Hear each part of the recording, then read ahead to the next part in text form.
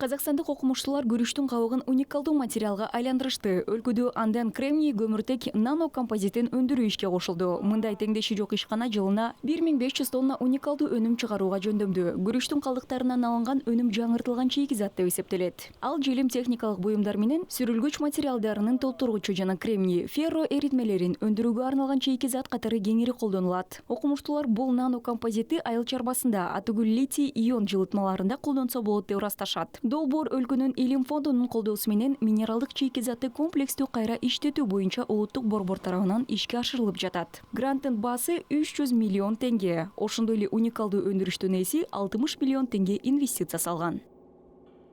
В Казахстане производится большой объем риса, при этом образуется... Казакстанда күрүч чоң көлөмдө өндүрүлөт. Мунун кабык түрүндөгү калдыктары көп болот. Бул кабыктардын үлүшү күрүчтүн салмагынан 20% жетет. Күрүчтүн кабыгында көмүртек жана кремний бар. Бул долбоор биринчи кезекте импортты алмаштырууга багытталган. Ошондой эле экспорттоого мүмкүнчүлүк берет.